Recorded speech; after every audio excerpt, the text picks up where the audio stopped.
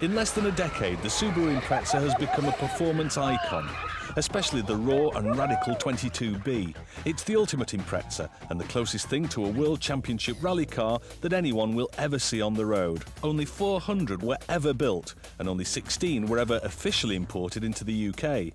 Such was the lust for this stunning combination of beauty and beast, however, that many more have found their way in as personal imports from Japan.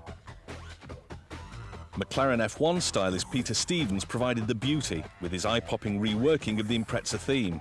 Putting the basic body shell on steroids, Stevens flared out the wheel arches, deepened the front spoiler, added side skirts and borrowed the adjustable rear wing from the factory rally cars. From a standstill, 60 miles an hour comes up in just over 4 seconds, and the power just flows in until the speedo needle is well past the 150 mile an hour point. Only serious drivers need apply.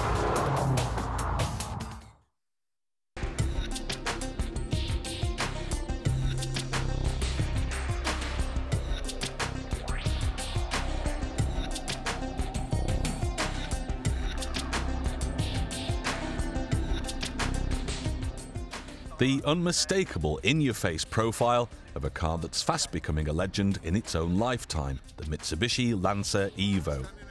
Thanks to the efforts of its development team back in Japan and the driving talents of multiple world rally champion Tommi Mäkinen, the Evo has been transformed from being the equivalent of the Ford Escort from the Far East into a big horsepower hot rod with a cult following.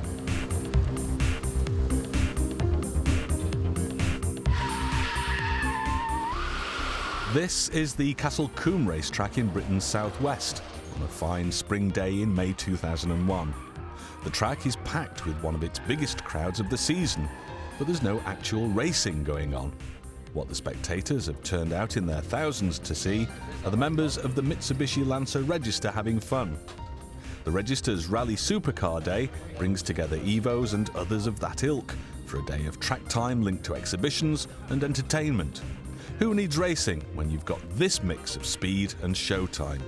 Certainly not the members of the Lancer Register and their fellow Evo enthusiasts.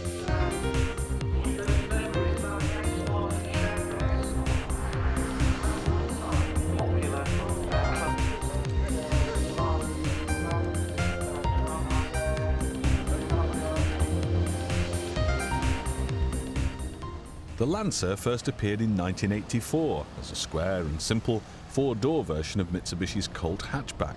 It put out a mere 75 horsepower in its most powerful form and couldn't quite hit the magic 100 miles an hour mark unless it was going downhill and had a strong following wind.